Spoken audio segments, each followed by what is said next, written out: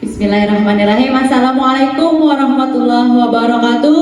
Waalaikumsalam warahmatullahi wabarakatuh. Bagaimana kabarnya hari ini? Alhamdulillah. Sebelum memulai pembelajaran pada hari ini, mari kita berdoa dahulu kepada Muhammad Habibi. Tolong dipimpinkan doanya. Sebelum memulai pelajaran, mari kita berdoa terlebih dahulu. Berdoa dimulai. Berdoa selesai. Kemudian ibu mau cek kehadirannya dulu. Adakah anak yang kada hadir temannya? Lengkap. Ibu mau lihat-lihat kelas dulu. Alhamdulillah sudah bersih ya. Terima kasih kepada petugas piket dan teman-teman semuanya yang membantu. Nah, sebelum mulai pembelajaran, ibu mau tolong kalian siapkan dahulu alat tulisnya. Di grup sudah ibu kirimkan link untuk membuka modul yang akan kita gunakan pada hari ini. Jadi kita mulai hari ini larutan elektrolit dan non elektrolit. Pertanyaan awalnya, masih ingatkah kalian ya apa sih itu senyawa ion? Nah, senyawa yang memiliki muatan ion positif dan ion negatif. Betul ya? Pertanyaan berikutnya, apakah keberadaan ion-ion dalam larutan akan berpengaruh terhadap daya hantar listrik larutan tersebut? Nah, untuk menjawab pertanyaan ini, mari kita simak video berikut. Air. Air merupakan salah satu sumber kehidupan makhluk hidup.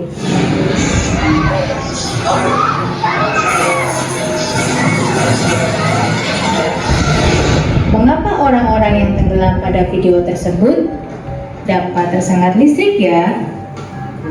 Siapa mau menyampaikan informasi apa yang kalian dapat setelah menyimak video tadi?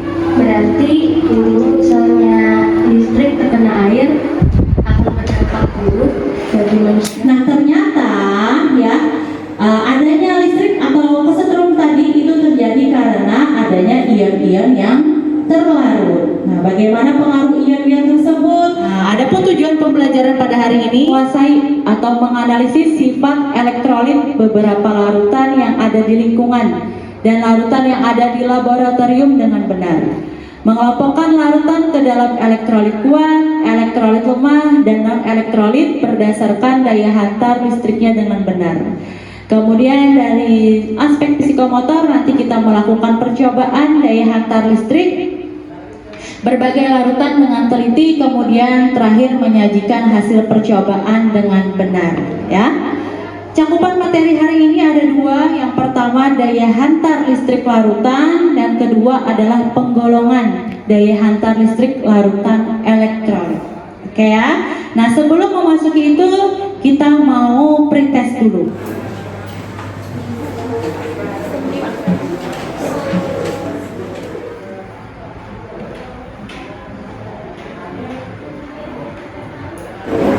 Oke, kita lanjutkan. Yuk ikuti pembahasan berikut. Oke, ini adalah ilustrasi larutan elektrolit pada NaCl atau garam dapur. Ya, kalau garam tambahkan air, maka pada gambar ini akan terlihat seluruh molekul NaCl akan terurai menjadi ion-ion penyusunnya. Kemudian apa yang terjadi pada glukosa atau gula? Nah, coba kalian perhatikan betul-betul. Apakah terurai menjadi ion-ion penyusunnya? Tidak ya anak ya.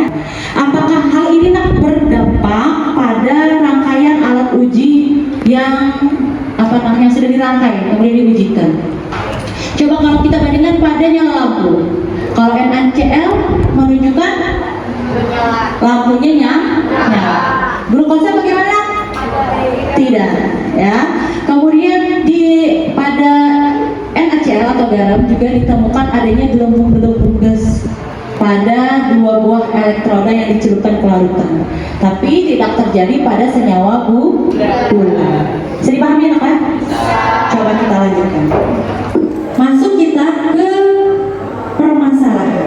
Nah, ini adalah masalah yang harus kita selesaikan. Gambar aktivitas apa itu? Banyak? Pertanyaannya ada 3 nak.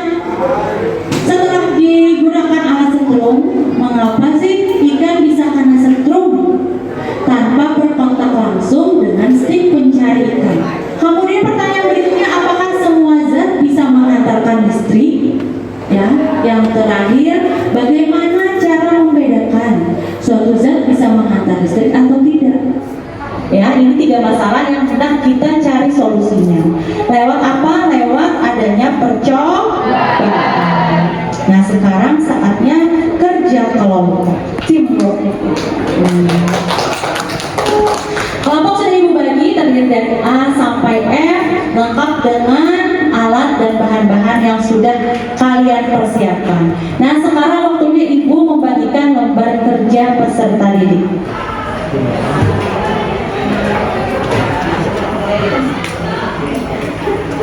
Ya, tolong diperhatikan, ini jadi panduan kalian dalam melakukan percobaan.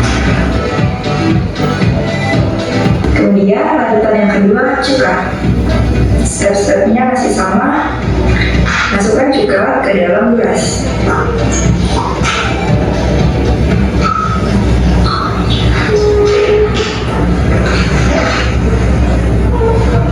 Setelah itu, masukkan paku ke dalam larutan. Hasilnya terdapat sedikit gelembung, namun lampu tidak menyala. Maka dari itu, ini waktunya silakan lakukan percobaan dan lengkapi LKPD yang telah diberikan. Selamat bekerja. Ya.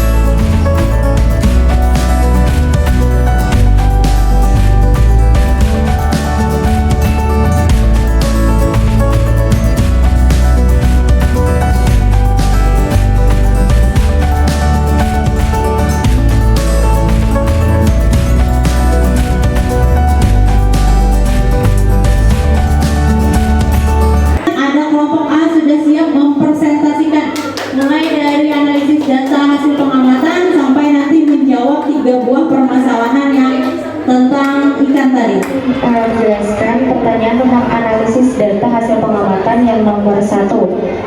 Bagaimana cara membedakan larutan elektron dengan larutan elektrolit dan non-elektrolit jika dilihat dari hasil pengamatan yang kami lakukan? Yang nomor 1, cara kami membedakan elektrolit dan non-elektrolit dari hasil pengamatan yang kami lakukan adalah dengan melihat dari reaksi banyaknya gelembung dan terangnya lampu. Nomor 2, larutan apa saja yang termasuk larutan elektrolit kuat? Jawaban kami, pada larutan garam merupakan elektrolit kuat karena nyala lampu dan terangnya lampu. Ada juga banyak gelembung yang terdapat pada larutan. Lanjut, pertanyaan nomor 3, larutan apa saja yang termasuk larutan elektrolit lemah? Itu pada percobaan kami itu ada vokalisme merupakan elektrolit lemah karena nyala lampu tersebut tidak ada tetapi banyak gelembung. Yang keempat, larutan apa saja yang termasuk larutan non elektrolit? Kalau pada percobaan kami itu ada di larutan sirup, larutan gula, yakult. Tidak apa ikan bisa kena setrum tanpa berkontak langsung dengan stick pencari listrik. Pencari ikan.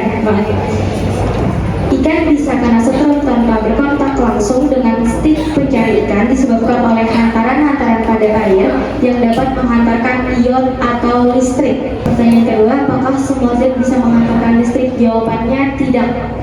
Karena ada beberapa zat yang tidak dapat menguraikan ion. Yang ketiga, bagaimana cara membedakan suatu zat bisa menghantarkan listrik atau tidak? Bisa dengan melakukan pengujian nyala lampu yang sudah kita lakukan tadi. Terima kasih. Wassalamualaikum warahmatullahi wabarakatuh. Terima kasih banyak kepada kelompok A, bagus sekali presentasinya. Ternyata kelompok A lengkap ya, ada mendapati contoh larutan elektrolit kuat, elektrolit lemah, dan juga non elektrolit. Mengapa ikan bisa kena setrum tanpa berkontak langsung dengan stick pencari ikan? Ternyata ada hantaran listrik lewat Apakah semua zat bisa menghantar listrik? Tidak semua larutan atau zat memiliki ion yang dapat menghantarkan listrik. Tepuk tangan untuk kita semua. Akan kita selesaikan 3 buah permasalahan. Saatnya kita Kesimpulan yang dapat disimpulkan dari percobaan kali ini adalah ciri larutan non elektrolit, yaitu larutan non elektrolit tidak mampu menghantarkan listrik karena larutan non elektrolit tidak memiliki ion, dan ciri-cirinya nyala lampu mati, gelembung tidak ada. Ciri larutan elektrolit kuat dan lemah yaitu nyala lampu terang, gelembung banyak. Elektrolit lemah, nyala lampu redup, gelembung sedikit. Larutan elektrolit mampu menghantarkan listrik karena membentuk ion. Terima kasih kelompok D. Ada yang ingin ini menanggapi? Ada perbedaan? Sama ya. Berarti alhamdulillah sudah mampu menyimpulkan. Oke deh. Apa agenda kita berikutnya? Melakukan refleksi. Oke, ulun akan menceritakan bagaimana pengalaman belajar hari ini. Ulun pribadi tahu kayak cara merakit alat, mencoba larutan-larutan, ada diskusi lawan kawan-kawan, dan atau menyimpulkan larutan yang kami bawa itu merupakan larutan elektrolit kuat, lemah, atau non elektrolit. Kesulitan punya pendapat ulun kadang memiliki kesulitan pada pembelajaran kali ini, karena alhamdulillah pembelajaran yang emang sudah ibu beri semua full ada di modul, dan ibu menjelaskannya sudah sangat kalau dimengerti oleh ulun pribadi. Yang pasti perasaannya senang. Terima kasih banyak Kenny. Mudah-mudahan apa yang dirasain itu juga dirasa oleh semuanya.